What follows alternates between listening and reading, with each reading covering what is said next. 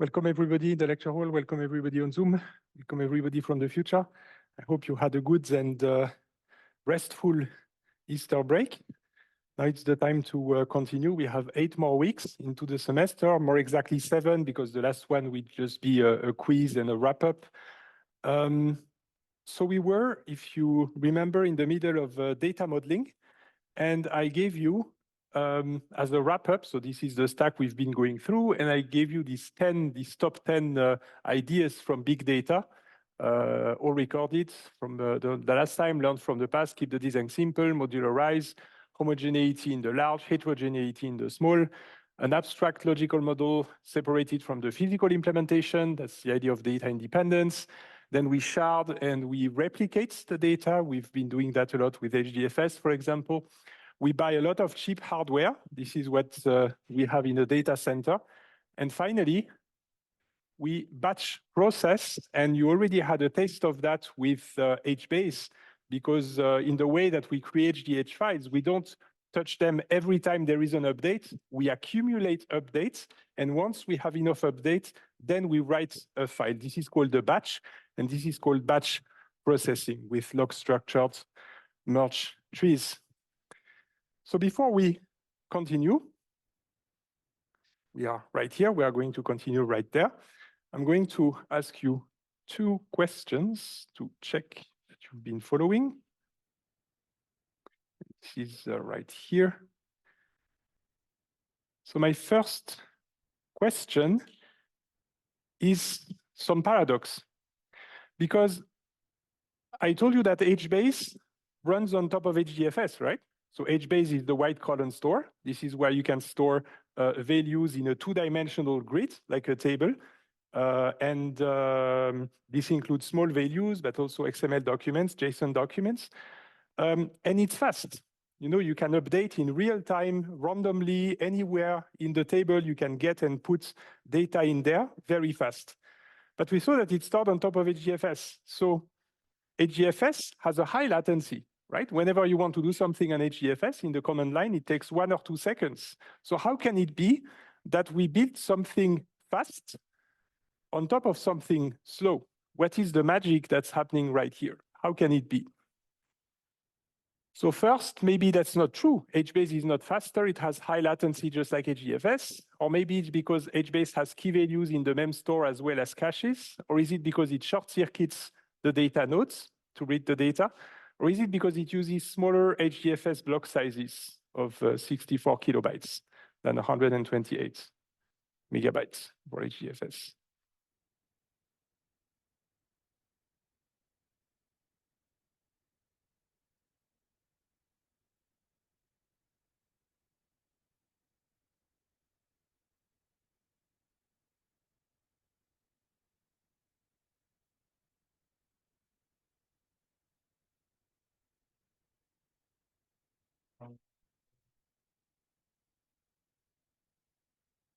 Okay, seems like the number of answers has stabilized, even though there's less answers than people actually present in the room and on Zoom, but let me show you.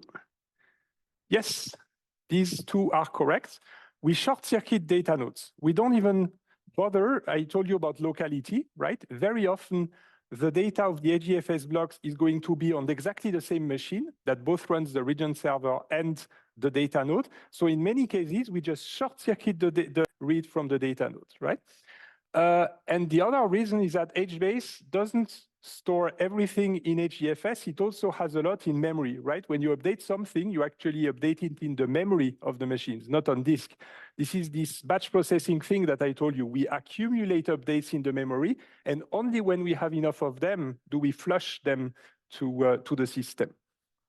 Seems like the screen is having fun today.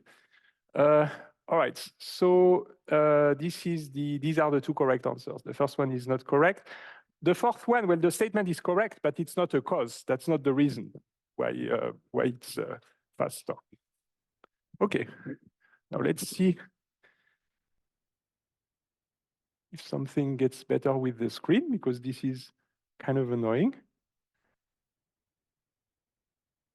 Let me see if I manage to fix this maybe with another cable. In the lecture hall, we basically have something weird happen on on the screen. It's kind of showing it in a different way. Do I have some different cable that I could try with HDMI? You never know, maybe that could make a difference. So let's see.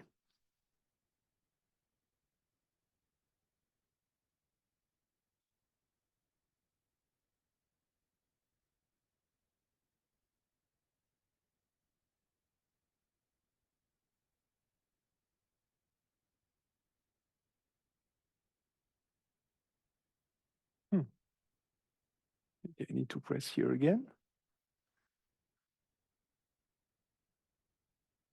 Let's see what happens. Seems like the multimedia took an Easter break as well today. That looks better. Okay, yeah, did the trick. Okay, so now I'm going to project the slides again.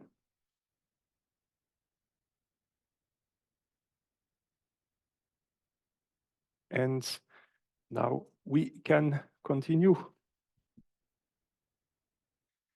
Okay. So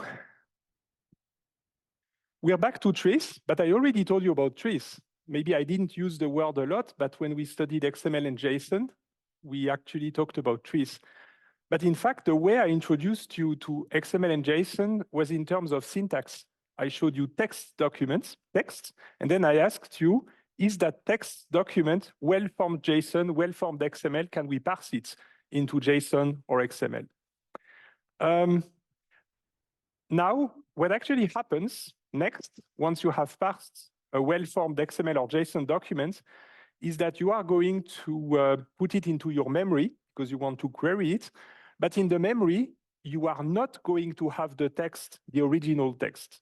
In fact, what you will have in memory is a tree representation of XML and JSON. This is the idea here. This is what I'm going to show to you.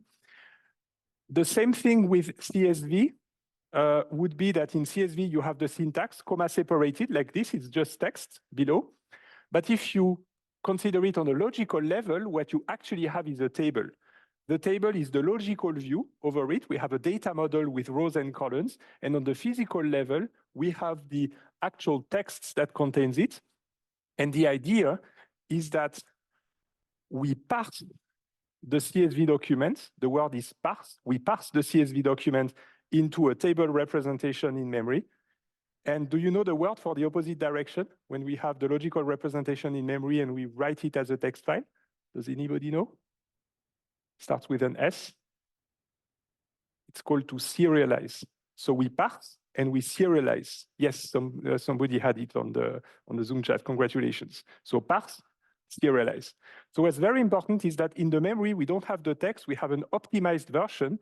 And in order to define that optimized version, we need to work with a data model. We need a paradigm for the data shape, we need a data model. Then we have what's called an instance of the data model, which is this particular table in memory. All right, so now I need to give you an idea of the JSON data model and the XML data model so that you understand what's actually going on. Already today, when I give you a JSON document or an XML document, who sees a tree already? Higher? Those who do? Some of you on Zoom, do some people see a tree already? Can you raise your hand in XML and JSON documents if I show you the text? Some of you. Who does not see a tree yet? More raised hands. Okay, so at the end of this lecture today, I want you to see the tree. This is the goal.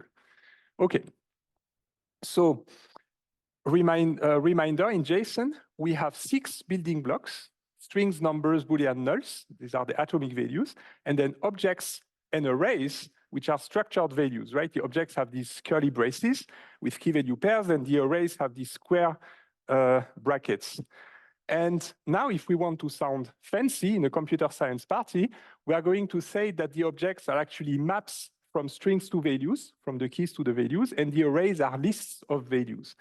Now, by using the word map and the word list, we are already on a higher level of abstraction using these data structures that we teach to computer science students, right? set, map, list. These are known as abstract data types.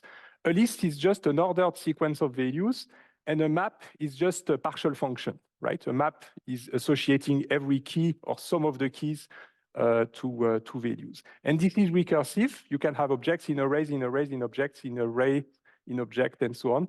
This is where the tree actually comes from. The atomic values will be the leaves of the tree, and the objects and arrays will be the intermediate nodes. So here's an example. Who sees the tree here? Okay, so let me draw the tree for those who do not. First, at the root of the tree, we have an object, because this whole thing, if you look at it completely, is an object. How do I know? It's the curly braces, right? You see at the beginning and at the end, you have these curly braces. So this is an object. It's a map that maps two strings, foo and bar. Foo is mapped to true, bar is mapped to an array. So now I can say foo is mapped to true and bar is mapped to an array. So you see I have that's my root of the tree. Then I have a node, then I have a node, and this is just a label on the edge. This is an edge that is linking this to this object to true. We say that true is a child of object, and foo here that we put on the edge, on the row here, is just the name of the key, meaning that the object maps foo to true and bar to array. Foo to true and bar to the array. Who is with me?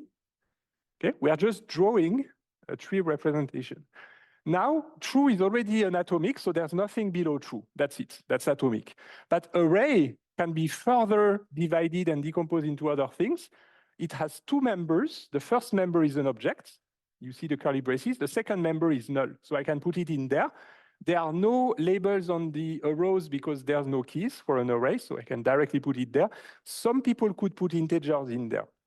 They could put a 1 for the object and a 2 for the null, but if you consider that it's ordered, then you don't need the numbers, right? All right, then null is already an atomic, but the object can be further divided. It's a map of a single key, foo bar, to foo.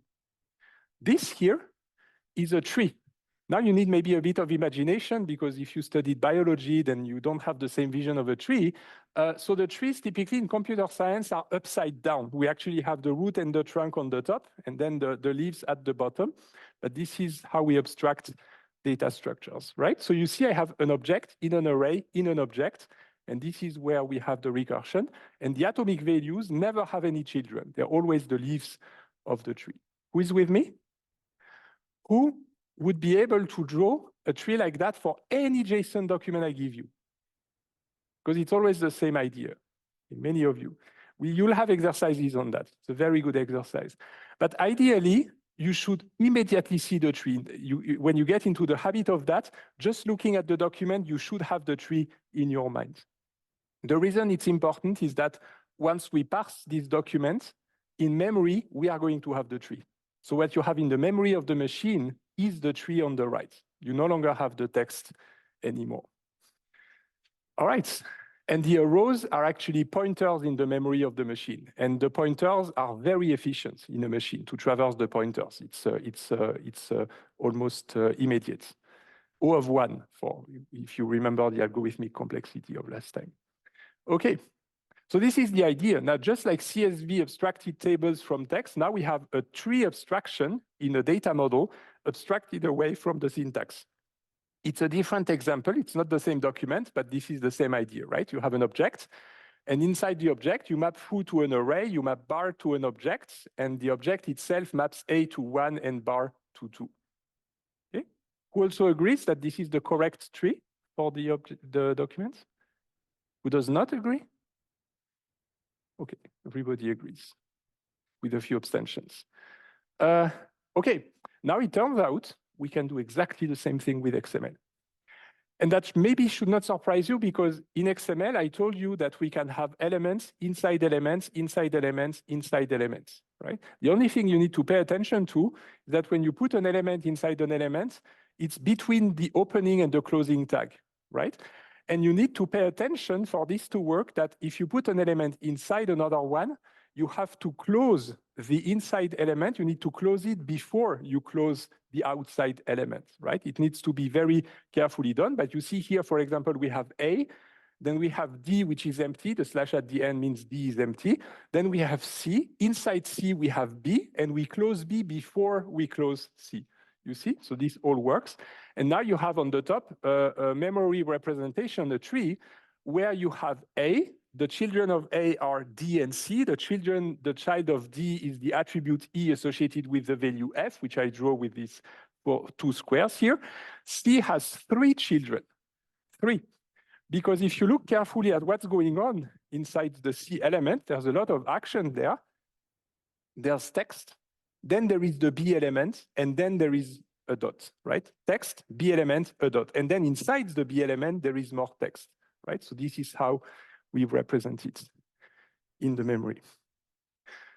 So now you start seeing probably that there's not so much difference between JSON and XML. It's just trees in the end. There is, if you look a bit more fine-grained, there is a bit of a difference in the sense that XML supports more use cases because it also supports use cases of documents with markup, which JSON doesn't support natively. But apart from that, we just have trees, okay? All right. So this is it. They are slightly different because there's really a JSON data model and an XML data model. Actually, there's even several XML data models. One of the differences that you noticed is that in JSON, the labels for the keys in the objects, they are on the edges, they are on the arrows, right? And in XML, the names of the elements are on the nodes, right? So foo bar. What does it mean concretely? It means that an XML element knows how it's called. You can ask, it's called an accessor. You can ask the element, what is your name? And the element can answer, okay, foo bar or foo or bar. But in JSON, they can't. If you ask, for example, this purple object here, imagine there's ChatGPT inside. So you ask that object, what's your name? It cannot tell you. It cannot tell you because this is an arrow that goes in this way, not that way, right? So this object does not know that it's actually called foobar. That's the difference. So this is why we have the labels on the edges, right? Okay, so this is one of the important differences. Okay, now I told you that XML has data models with an S, plural form. For JSON, it's not really that JSON has a data model. It's more like JSON is so simple that you almost see the data model directly in the JSON specification. You don't have much choice.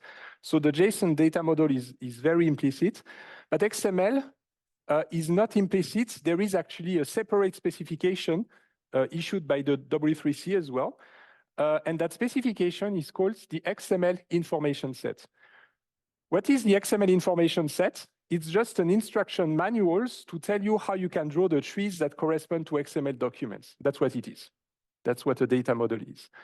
So what there is in there is just building blocks for a tree. So the XML information set, some people call it the info set. So to shorten it, right? So the info set. So this is an example where you have an XML document, right? That's what we saw last time with a few elements and attributes and a bit of text. And then these optional things at the beginning with the version declaration and the doc type. And then what you have in the info set is the nodes that you can have in your tree. It's explicitly telling you that. For JSON, it's implicit. We just pick the 6 building blocks, and each one of them can be a node in the tree, and that's it. But in XML, they explicitly say a node in an XML tree can be one of these 11 possibilities. But I'm not going to annoy you with the 11 possibilities. I'm only going to focus on these 4 that you see in there: the documents, the elements, the attributes, and text, the characters. The other ones, just forget about them. This is advanced. They are also not used as often as the others. But if you look at this, it shouldn't surprise you, right? An element, you kind of already know what that is. An attribute, you already know. Text, you already know. So it's just a formalization of the fact that these are nodes in the tree. So now if you see, each node is called an information item. So we have element information items, document information items, attribute information items, and so on and so on. So the document information item is kind of some abstract thing that doesn't really exist in the text, it's just the document itself, right? So it's just a representation of the entire document. I put it here as a purple node. I wrote doc, but it doesn't really matter. So it's a document information item. And you see the tree because there's children in a tree, right? You have children, like a genealogy tree. So the document information item has children. In that case, it has one child. It's an element, right? An element information item called metadata. It's the root element of the documents. Now we saw that this children list can only have at most one element. In fact, it should have exactly one element. Cannot have 0, cannot have 2, because we saw in an XML document, you have to have exactly one top-level element. Not 0, not 2, exactly 1. But you could have some additional comments and so on, but I didn't bother you with that. So one root element, metadata. And version 1.0 is, you see this children version and so on. These are properties of the node, right? So some information about the node. Okay, so this is the document information item. Now, if we go to the next one, if it accepts, yes. So now let's go to the element information item, metadata. This one I put in blue, right? Blue metadata. It also has properties. These are just a few. There's actually many, many properties. I didn't annoy you with all of them. I just put 4 of them. There's the local name. It's called metadata. There's no prefix or namespace in there to keep it simple. So the local name is metadata. What are the children of metadata? Well, you can see there's title and publisher, right? Inside metadata, you have 2 elements. That's yeah. So you see, you have title and publisher. So these are 2 children inside metadata. Then you have attributes, none of them. There's no attributes in metadata here, nothing. And the parents, in XML, you can go back to the parents. So the parents is the document itself, right? So the parent of metadata is the document, just like the child of the document is metadata, goes both ways. Okay, let's go now to another element, title. Title is also an information item. Its local name is title. Children, what is there in there? Between the tags, there's just text, right? Systems group. So it's just text in black. Attribute information items, there's 2 of them, language and year. You see they are inside the title, so here and here. And an element information item, metadata. No, that's the parent. That's the parent of title is metadata. Then we have publisher. That's another element right here. The local name is publisher. The children is just text. You see there's only text in there. There is no nested elements. Attributes, there are none. You see it's empty. There are no attributes in the opening tag. And the parent of publisher is also metadata. It's not title, right? Because title is already closed in here. So publisher is not inside title. It's a sibling of title. It's after title, right? Then we have an attribute. So let's take the attribute year 2022. That's a mistake in there. It has the local name year. That's the name of the attribute. The normalized value is 2022. That should be 2022 in here, 2022. Why normalized? Normalized just means that it might be that there's extra spaces at the beginning and at the end of the attribute value, and we typically remove them. This is what it means to be normalized. But in that case, there are no spaces, so it's just exactly the same thing. And the owner element, it's another name for parent, right? But for an attribute, it's called the owner element, it's called title. Why? Because year here is inside the title opening tag, right? So this is it. Then we have the language, local name language, normalized value EN, and the owner element of language is title. Then we have the text information item. So here we have systems group. It's basically SYSTEMS. It's really just the characters in there with a space in the middle. And the owner element of systems group here, of that bunch of text here, is title. Then for ETH Zurich, it's ETH space ZURIACH. And the owner is publisher, right? ETH Zurich, publisher.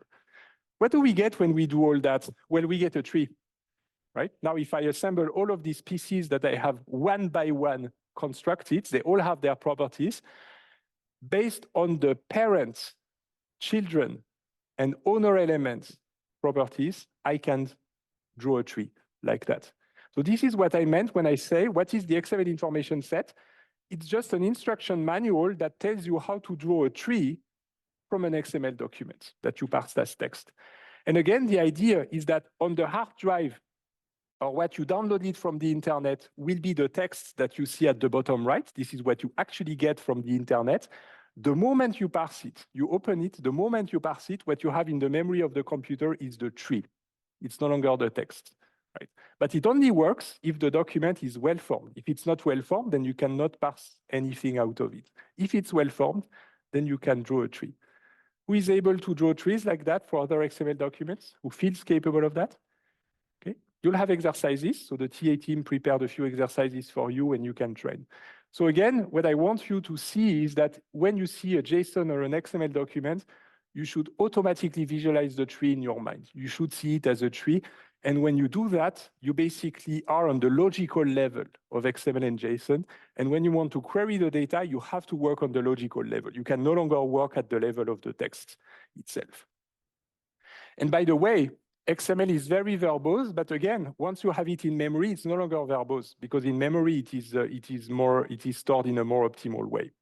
For example, you repeat the end and beginning tags. Title is stored twice in the text, but not in memory, right? In the memory, it's just a title and that's it. But you know what's inside because of the children that it has. Okay. So this is the XML information set.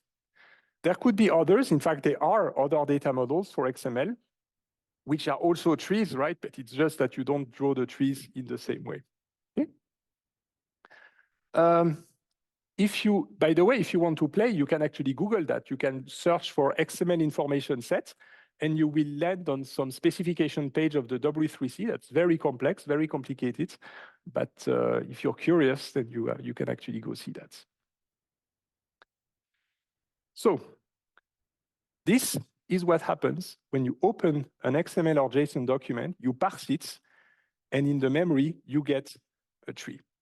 This is step one. After that, something else can happen, step two. That step two is called validation. And I insist that validation is not the same thing as well-formedness. These are two different things. In fact, they happen one after the other.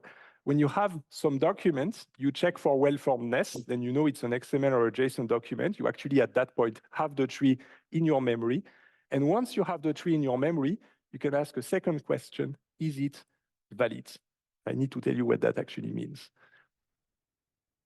So again, it's a first question, is it well-formed, yes or no? If it's not well-formed, then that's pretty much it. You have to give up, you cannot do much. But if it is well-formed, then you can ask if it's valid or not valid. In Oxygen, who downloaded Oxygen? Okay, you should do it. ETH paid for a license for us. It's very, very useful to train for well-formedness, validity, and so on. It's very useful. Typically, it evolves, every version is different, so now I think it's not displayed in the same way. But typically, well-formedness is a blue button, and validation is a red button. It's like in the Matrix movie, right? You have to choose red or blue. So this is exactly the same thing here, blue for well-formedness and red for validity. And it does it for you automatically. But in order to use it, you need to know what that means. So validation is a yes-no question. You basically have a set of requirements or expectations on your document, on your XML or JSON document. You expect it to have this and that structure. And the answer is then yes or no. Yes, it has that structure, or no, it doesn't have that structure. But typically, when you ask if it has the structure or no, something else is going to happen that's called annotation. And now I'm going to come back to a question that one of you asked last time, because in JSON, you know that there's strings, there's numbers, there's booleans, there's nulls. So in JSON, you kind of have a few types, right? Numbers, strings, and so on. Is there a question, Anzu? Yeah, yeah. So does well-formed imply validity in traditional relational database? So in traditional relational databases, the concept of well-formedness doesn't exist because there is no syntax. Right? You have some database where you can import data with a create table and then insert in SQL, you can have an insert statement. but you don't have any file. I don't know people who actually import a CSV file into a relational database, right? You can download a CSV file from the internet, you can process it in Python and so on. Maybe you can have scripts that would parse the CSV file and put it in a relational database, but this is outside of the database. It's going to probably convert it into SQL insert statements. So the notion of well-formedness is not really fundamental to relational database. However, the concept of validation and the concept of schema, which are together, exist in relational databases. In fact, in relational databases, not only does validation exist, it's mandatory. In a relational database, the system will not even let you put data that's not valid. It forces you from the very beginning. How? You have this schema, create table, blah, blah, blah, where you say, this is my column A, column B, column C, column A is a string, sorry, column B is an integer, and so on. And the relational database system will force you to put the data with these types. If you try to put anything else, you will get an error. So validation is mandatory. In the context of XML and JSON, validation is optional. You don't have to. If you don't want to validate, you don't have to. Nobody will force you. You can, but you don't have to. And this notion of well-formedness is because you just downloaded an XML or JSON document, so you need to parse it if it's well-formed. And then you can, after that, come with a schema and ask the question with that schema, is my document valid or not? But again, you don't have to. That's the difference. Does it help? Does it answer the question? Yes? All right. Okay. Now, I said something about types in the relational table, right? There's the notion of types, instead integer, string, and so on. In JSON too, you have the basic types. But in XML, there's only text. The only thing you can have is text. So how do you distinguish if your text has to be a year or your text has to be a date or something like this, right? How do you distinguish between a string or something else? So XML itself, on the data modeling level, or at least on the information set level, doesn't know the first thing about types.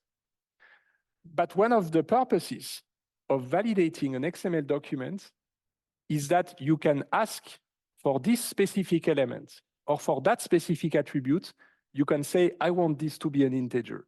What does it mean syntactically? It must be a sequence of digits, right? If it's a decimal, it's a sequence of digits, maybe a dot, and then a sequence of digits. And then you can parse it in the memory as a number. This is what happens when you validate, right? The first time you open it, it's just text. And when you validate and you say you expect an integer, in the memory, what's going to happen is you remove the digits and you replace it with an actual integer. An actual integer representation. So this is called annotation. The same goes with the dates, right? If you parse a date, you might have 2024-04-09 for today, April 9th, I think.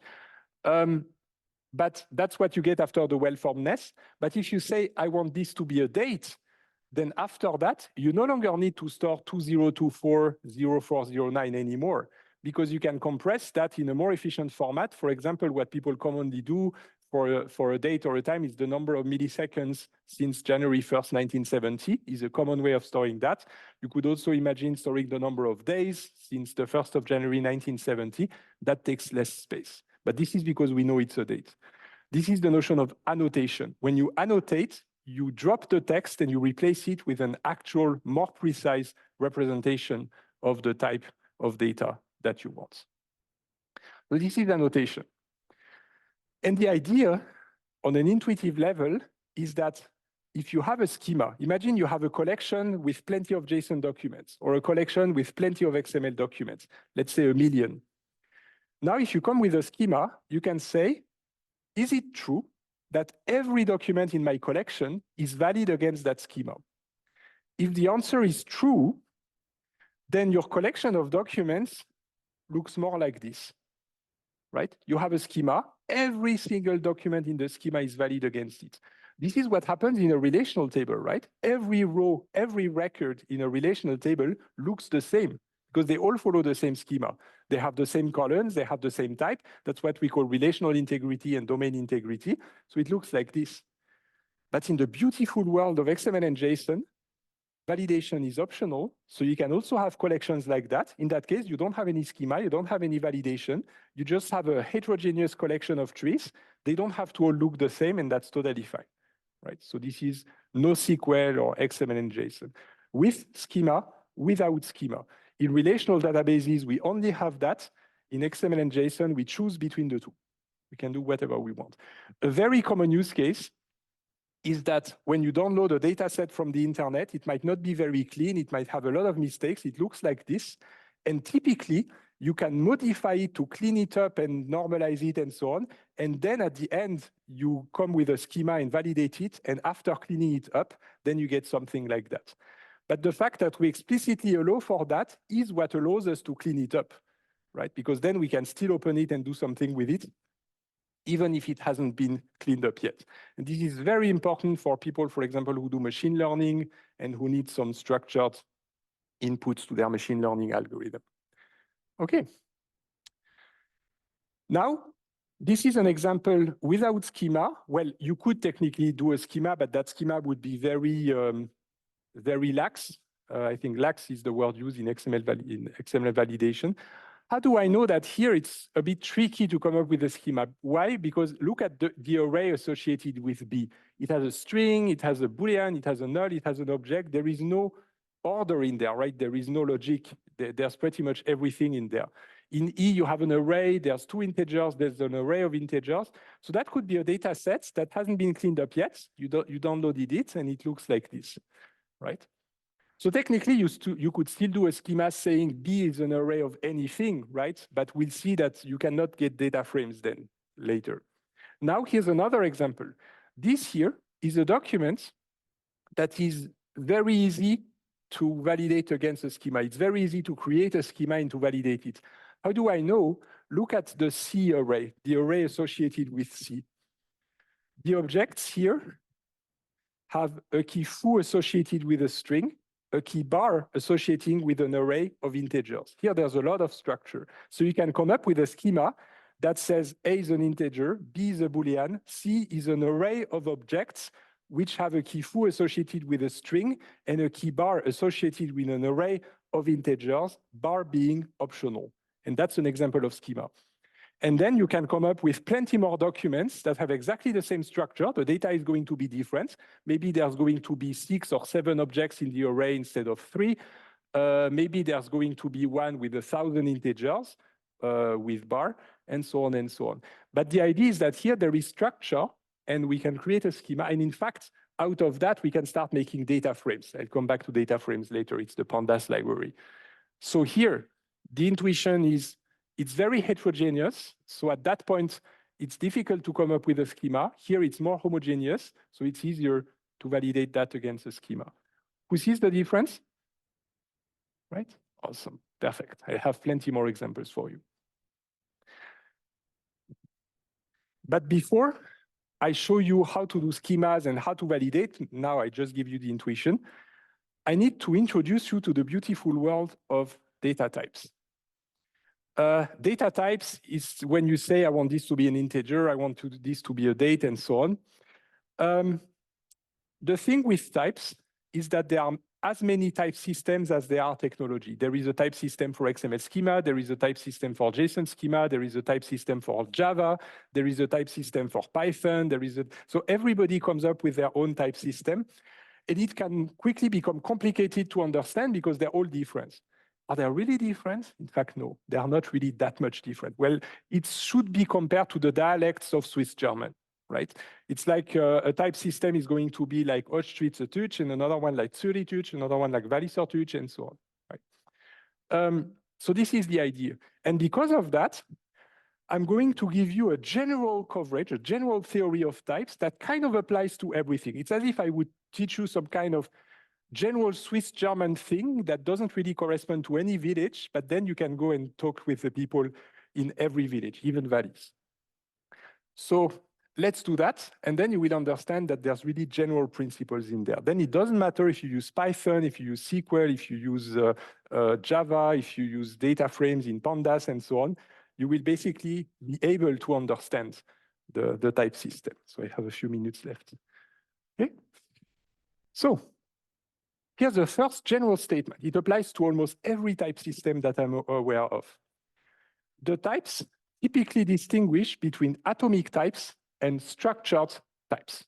That shouldn't be new to you. I kind of already hinted that way for JSON, right? We have string numbers, Boolean null that are atomics, objects and array that are structured. Well, this is general. Even in Python, a dict or a list is a structured type. A float or an int is an atomic type. You see, it works almost in every language. You can make this distinction between the two kinds of types. So let's start with the atomic types. I'm going to give you a restaurant menu. So almost every type system has the notion of a string. A string is just text. It's a sequence of characters, right? So Isabel Zalstenar, it's ILSEBEL, blah, blah, blah, and so on, right? So this is a string. So I'm not going to say much. It's just a sequence of characters. I know that for computer scientists, it's very intuitive. For non-computer scientists, it might require some getting used to, but again, sequence of characters. Then we have numbers. What is a number? Well, it can start with the integers, 0, 1, 2, 3, 4, and so on and so on. Now you know that you can represent an integer as text, as a sequence of digits, like 42 is a 4 followed by a 2. But in fact, that's not how you store it in a machine. When you store 42 in a computer, you actually are going to express 42 in base 2, meaning that with ones and zeros, it's much more compact. And in fact, this is what we do in Java. For example, Java, a byte is 8 bits. It stores all of the integers between 0 and 255. For example, 2 to the power of 8. There's 2 to the power of 8 is 256 possibilities. So with 8 zeros and ones, you can already store the number between 0 and 255. Short is 16 bits. Here you can go all the way to 65,000 something.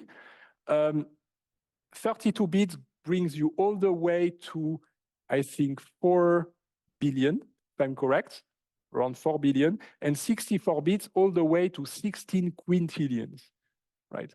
It's important because in YouTube, actually, a while ago, you know that you can count the views in YouTube. The number of views in a video is an int, it's an integer.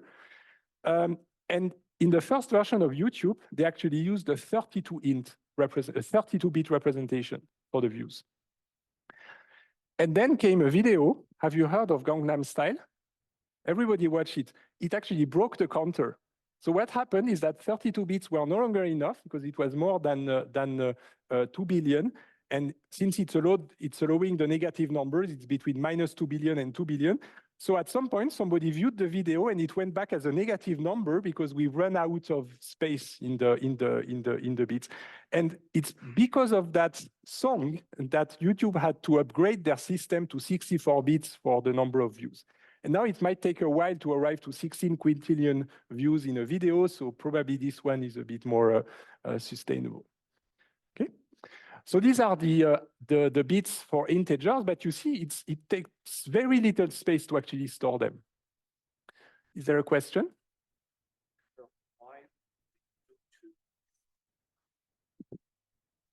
That's actually a very good question. I also asked myself that question because it cannot be negative, right? And if you use an unsigned int, you can go all the way to 4 billion because you don't waste the negative numbers.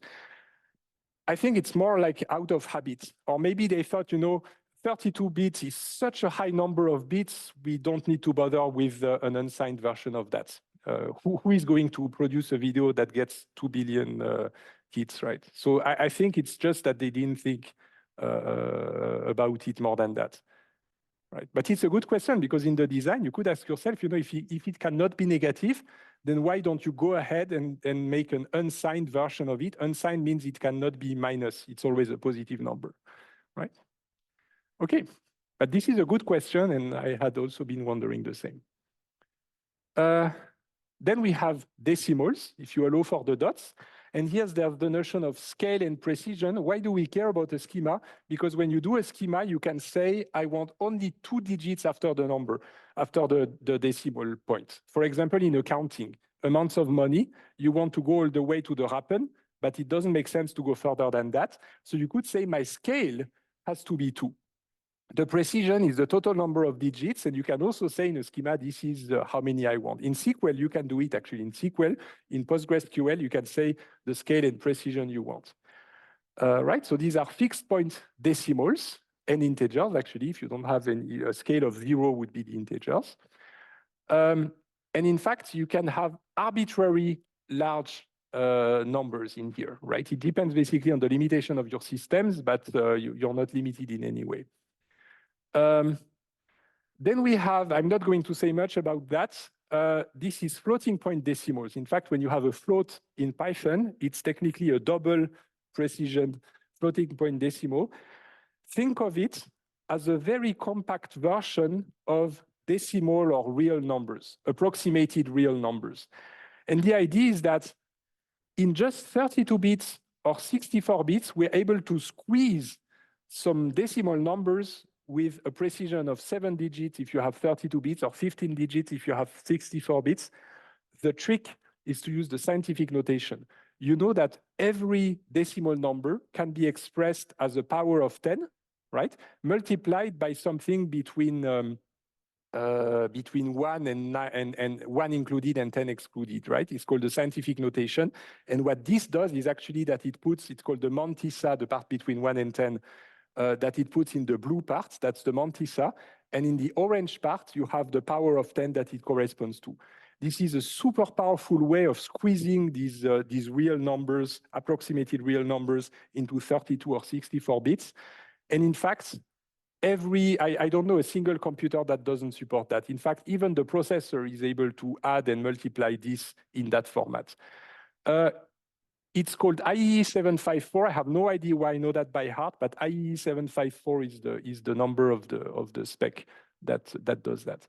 But again, you don't need to care about that. When you use Python, you just use float, and that's it. And it's going to be using this 64-bit representation of the number. I think I owe you a break, right? So it's already 9, and we'll get some coffee. So I'll finish that after the break. I'll drive you through the types and maybe start with the validation. So see you in 15 minutes. Thank you.